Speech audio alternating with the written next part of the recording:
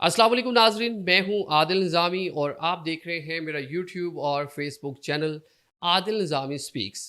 नाजरीन, आज की व्लॉग में हम कुछ अहम इश्यूज़ पे बात करेंगे। आज जो पॉलिटिकल और इसके साथ अदालती डेवलपमेंट हुई, मुल्क में एहतजाज हुए, उन पर बात करेंगे। सबसे पहले सुप्रीम कोर्ट ने पंजाब के जो इंतखाबात थे उस हवाले से इलेक्शन कमीशन की जो नज़रसानी दरख्वास्त थी उसको मुस्तरद कर दिया। इसके साथ साथ आज मुल्क भर में एहतजाज भी हुए, लोड शेडिंग के खिलाफ ताजर सरापा एहतजाज रहे। और इसके अलावा इलेक्शन कमीशन ऑफ पाकिस्तान में जो सियासी जमातों के साथ आने वाले इलेक्शन के हवाले से मुशावरत का अमल था वो मुकम्मल हो गया।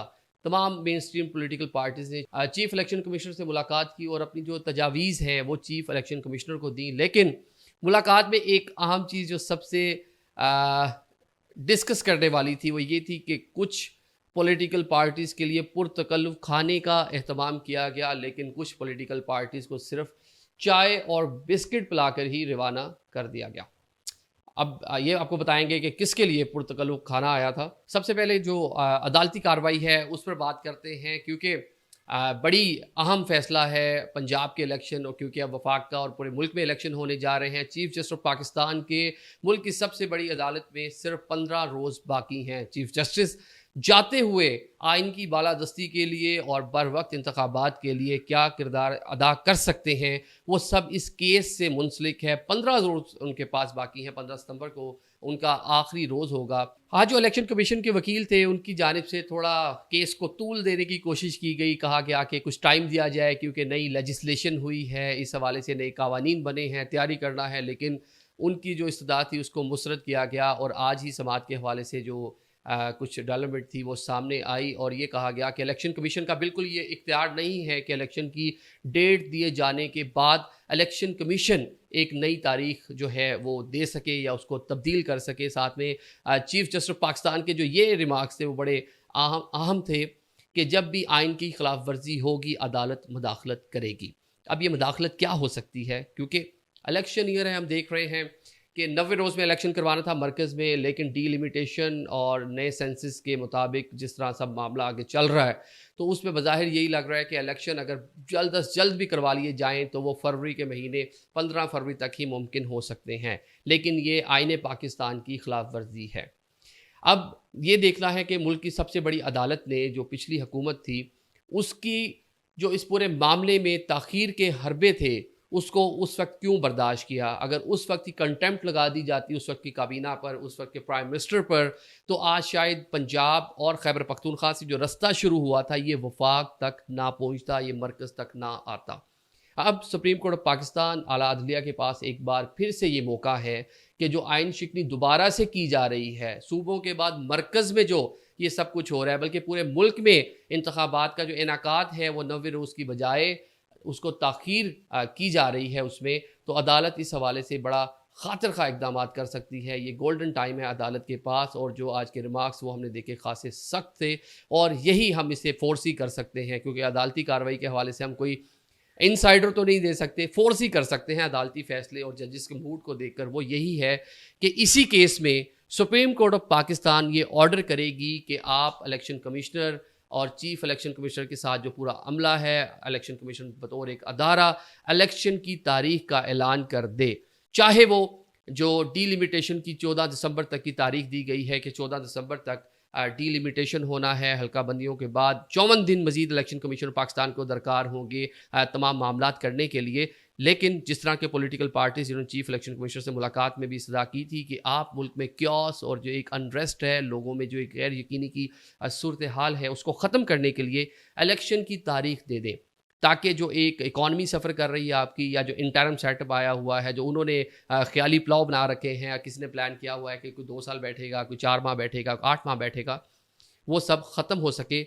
और जो बैरूनी सरमायाकार हैं, जो ओवरसीज़ पाकिस्तानी हैं, जो इन्वेस्टर हैं, उनका एतमाद बहाल हो सके, क्योंकि पिछले तकरीबन 1.5 साल में हमने देखा कि तमाम शोबे जो हैं उनका एतमाद पॉलिटिकल अनरेस्ट की वजह से उठ चुका है। और मुल्क की इकॉनमी की सूरत हाल, आज ओपन मार्केट में डॉलर आपको 325 रुपये का भी नहीं मिल रहा, इंटर बैंक में 306 रुपये पे जाकर डॉलर जो है वो बंद हुआ है। ये जो अहम केस है जो लीड कर रहा है, जो इसका इख्तिताम मुझे नज़र आ रहा है, ना सिर्फ इस केस की एंडिंग होगी बल्कि चीफ जस्टिस ऑफ पाकिस्तान की मुल्क की आला अदलिया में भी उनका जो दौर है वो अपने खात्मे की जानिब बढ़ रहा है। तो ये एक अच्छी طریقے سے شاید میرے خیال سے وہ جانا چاہیں گے، اور آئین کی بالادستی کے لیے ایک بڑا فیصلہ اسی کیس میں مجھے لگتا ہے کہ متوقع ہے۔ اب ہم آگے بات کرتے ہیں۔ چیف الیکشن کمشنر سکندر سلطان راجہ کی جانب سے پولیٹیکل پارٹیز کو دعوت دی گئی آئیں اور آ کر الیکشن کے حوالے سے مشاورت کریں۔ تمام سیاسی جماعتوں نے چیف الیکشن کمشنر سے ملاقات کی۔ سب سے پہلے جو پولیٹیکل پارٹی ملاقات کے لیے پہنچی وہ پاکستان تحریک انصاف اور اس کے ساتھ JUI تھی۔ پاکستان تحریک انصاف سے بابر اعوان صاحب اور ان کے ساتھ سینیٹر علی ظفر، اور JUI سے غفور حیدری کی قیادت میں جو وفد تھا وہ آ کر ملا، جس کے بعد ہم نے دیکھا، ہم موجود تھے الیکشن کمیشن پاکستان میں، کہ کچھ ڈبے جو ہیں تہذیب، اسلام آباد کی سب سے بڑی ایک بیکری ہے، معروف بیکری ہے، اس کے کچھ ڈبے گئے جن میں بسکٹس تھے اور کچھ سینڈوچ تھے اور چائے پلا کر ان کو روانہ کر دیا گیا۔ اس سے اگلے روز ہم نے دیکھا کہ سابقہ حکمراں پارٹی پاکستان مسلم لیگ نون کی جو قیادت ہے وہ پہنچی ملاقات کے لیے۔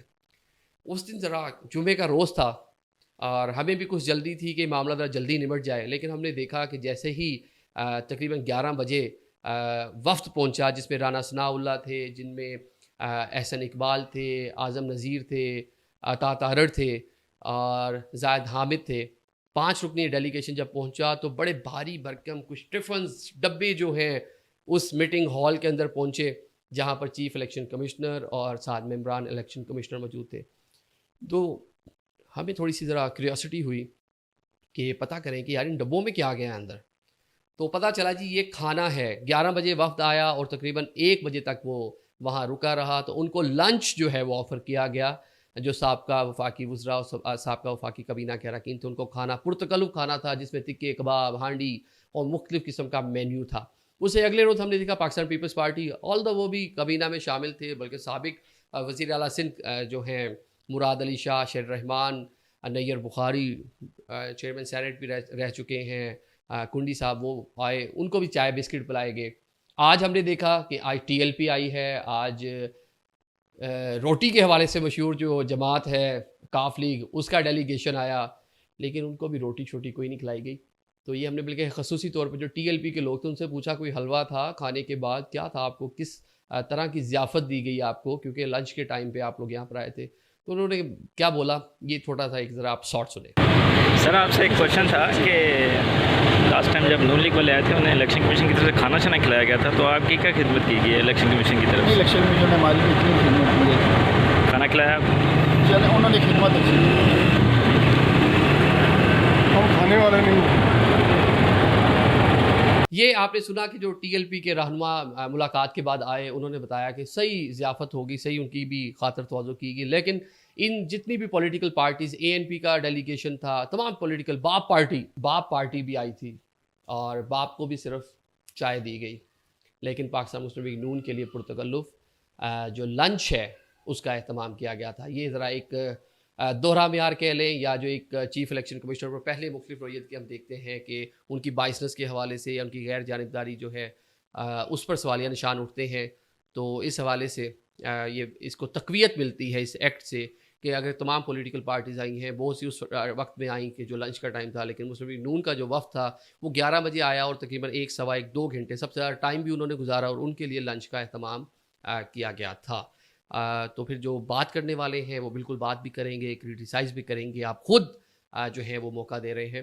اب ہم آخر میں بات کر لیتے ہیں کہ اب سے کچھ دیر بعد جب یہ ولاگ آپ دیکھ رہے ہوں گے یا کل صبح دیکھ رہے ہوں گے یا لیٹ نائٹ دیکھ رہے ہوں گے، اس ٹائم تک تو اناؤنس ہو چکا ہوگا، ایک بار پھر جو انٹرم گورنمنٹ ہے وہ عوام پر پیٹرول بم گرانے جا رہی ہے۔ ملک میں احتجاج ہو رہے ہیں بجلی کے بلوں کو لے کر، لیکن وزیر خزانہ کی جانب سے بالکل 2 ٹوک الفاظ میں کہہ دیا گیا کہ گزشتہ حکومتوں کی جانب سے اس نوعیت کے ایگریمنٹ کیے گئے ہیں جن کو ہمیں اوبے کرنا پڑ رہا ہے، ہم کسی صورت بھی عوام کو ریلیف نہیں دے سکتے۔ یہ ایک لمحہ فکریہ ہے 25 کروڑ عوام کے لیے۔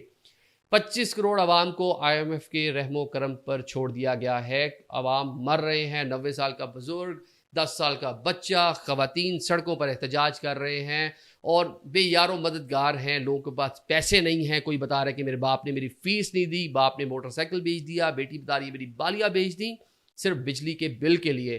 اور گورنمنٹ یا آئسکو نے یا جو تقسیم کار کمپنیاں ہیں انہوں نے کیا ریلیف دینے کی بات کی کہ آپ انسٹالمنٹ میں پیسے دے دیں، ہم آپ کے لیے کوئی مدد نہیں کر سکتے، کوئی ریلیف نہیں کر سکتے۔ جو وزیر خزانہ ہیں شمشاد اختر. آلدو ان کا یہ معاملہ نہیں ہے کہ ان ساری چیزوں کو دیکھیں, وہ الیکشن کروانے آئی ہے انٹرم گورنمنٹ, اس کا یہ ڈے ٹو ڈے افیئرز اس نے چلانے ہیں. اس کا یہ کام نہیں ہے کہ وہ غیر ملکی جو ادارے ہیں ان کے ساتھ مذاکرات کریں یا چیزوں کو آگے لے کے چلیں. ان کا فوکس الیکشن پر ہونا چاہیے تھا, لیکن مجبوراً ان کے ساری چیزیں کرنی پڑ رہی ہیں. شمشاد اختر صاحبہ نے برملا اظہار کیا کہ اس مشکل حالات میں مجھے ذمہ داری نہیں لینی چاہیے تھی, کیونکہ ہم مجبور ہیں, اس طرح کا ہم پر پریشر ہے انٹرنیشنل, ہم نے ادائیگیاں کرنی ہیں, ہمارے پاس پیسے نہیں ہیں تو ہم عوام کو ریلیف نہیں دے سکتے. عوام روئیں پٹیں جو مرضی کریں, بل تو دینا ہی پڑے گا, اور کچھ دیر بعد پیٹرول پمپ بھی ایک بار پھر سے عوام پر گرایا جائے گا. اب عوام کا کیا پرسان حال ہے, عوام کیا سوچ رہی ہے, عوام نے کیا کرنا ہے, سیاسی جماعتیں عوام کے دکھ اور درد میں شرکت کی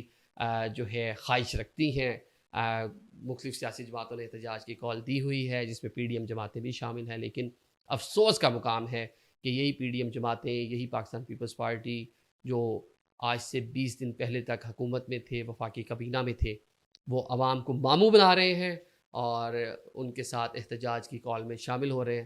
تو ان کا احتساب عوام کو ہی کرنا چاہیے کہ جب یہ آپ کے ساتھ آئیں تو عوام ان سے وہاں پوچھیں, ان کے گریبان پکڑیں, ان سے پوچھیں کہ آپ بتائیں, آپ حکومت میں تھے, آپ کابینہ میں تھے, آپ نے ہمارے لیے کیا کیا. انٹرم گورنمنٹ پہ سارا ملبہ نہیں ڈالیں, اور انٹرم گورنمنٹ کو بھی چاہیے کہ اگر کسی غیر آئینی طریقے سے مدت کو بڑھانے کی باتیں ہو رہی ہیں تو وہ اس کا حصہ نہ بنے, نہیں تو ڈیفینیٹلی ان پر ملبہ گرے گا, عوام ان کا گریبان بھی پکڑے گی, وہ بھی عوام کو جواب دہ ہوں گے.